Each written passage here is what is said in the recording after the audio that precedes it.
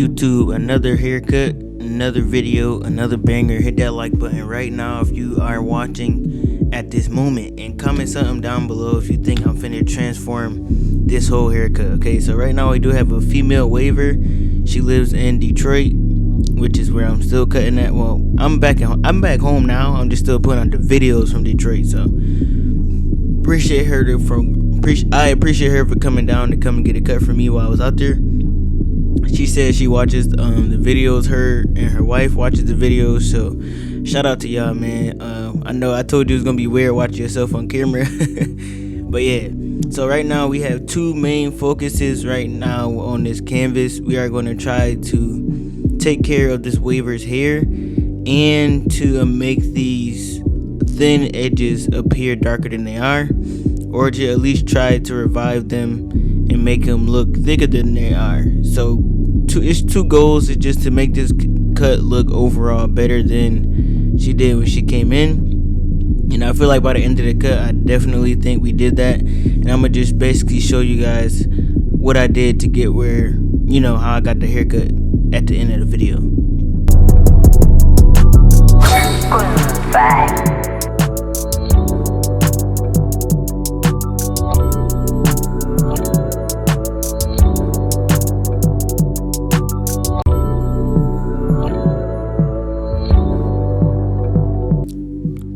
So being that my client has thinner edges, I knew this taper was not going to take much at all. This taper is actually very quick, and it's kind of like a mid taper. I just put a straight guideline in the middle area. It usually would be a little bit lower, but because she does have a thin area, I did want this taper area to stretch out a little bit just so it can blend into the thin edges and not make it look so bad. So I'm just doing my same steps that I usually would do, but it is easier to set these guidelines because there isn't as much density in there, so you don't have to over detail it. You can kind of just roughly do your steps and take the guidelines out.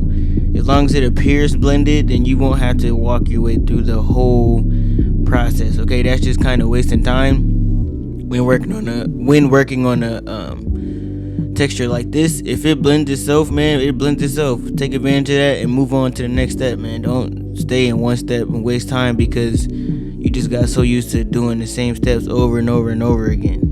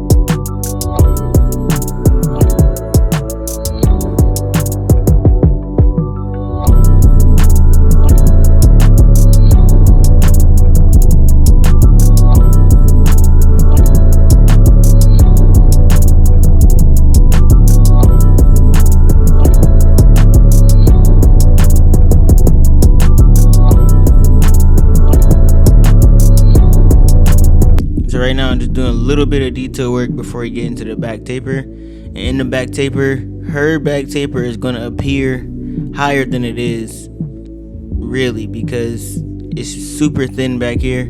So any guideline that I put in is going to look like I cut it very low, when in reality I didn't. It's not as dense.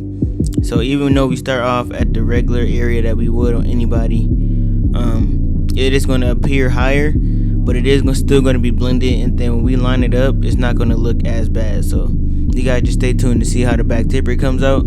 think it came out pretty good. And every cut I do, man, on YouTube, they always look better in person. Like, I feel like in person my cuts just look really, really good. I feel like on camera they just look okay. But I don't know, maybe that's just me. Y'all, some of y'all might be hearing me right now and just be like, Kev, shut up, bro. Your cuts look good, bro.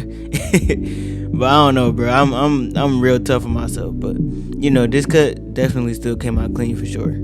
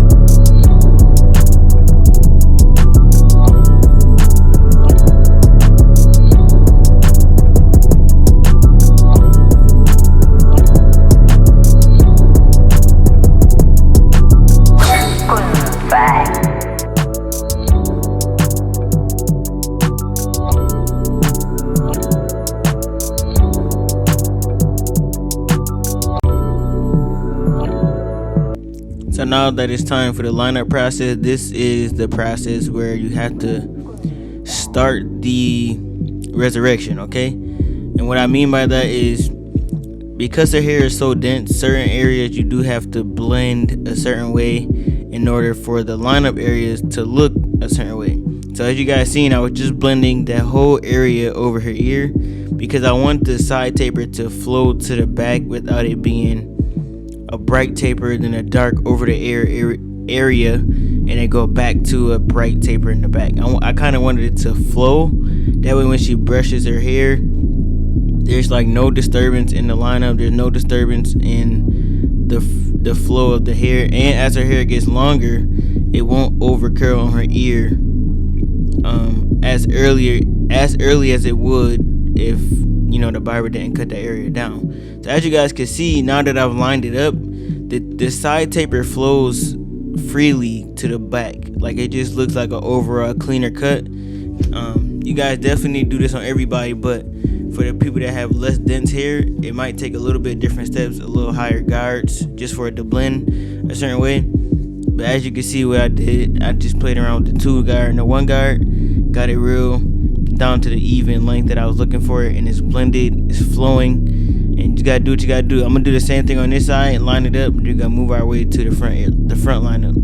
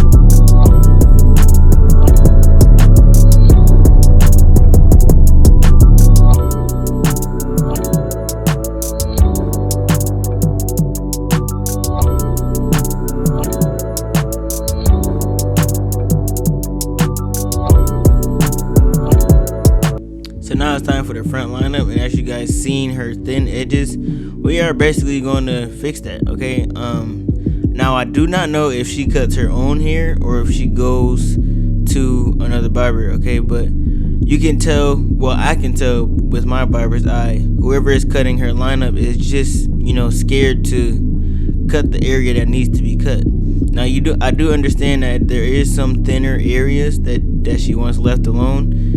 But in order for this lineup to be symmetrical to her head shape, you do have to make that lineup, you do have to cut just a tad bit more off on one side, just so it can be balanced. Like, you want to have a balanced hairline. You don't want to be scared to go up on one side but go up on the other side. That don't make sense.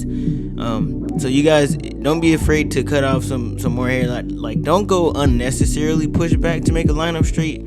Try to keep it as natural as possible, but at the same time, it needs to be balanced. You know what I'm saying? You gotta do what you gotta do to balance the hairline. So right now I'm just using some hairspray. I'm gonna brush it down, let it dry, and then you guys are going to see how I balance out this hairline, so it can be nice and crispy and balanced for her head shape.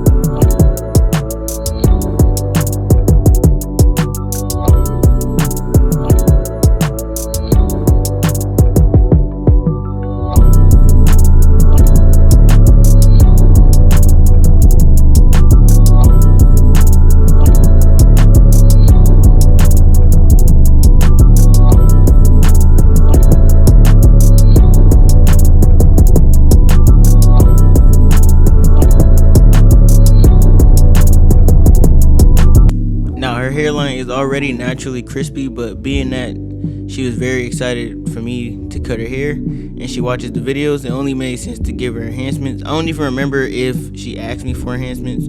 I just know it was gonna look better, especially with the thinner edges. This is definitely the one of the solutions for that. It'll last a little bit longer. But overall, this cut was clean. Like, I definitely fixed the thin areas. I definitely fixed her lineup. And, you know, just a nice simple taper. You know, it wasn't really too much going on. And I kept the wave pattern in there, and then I laid the waves back down as well. So this is definitely the haircut, you know, every waver wants.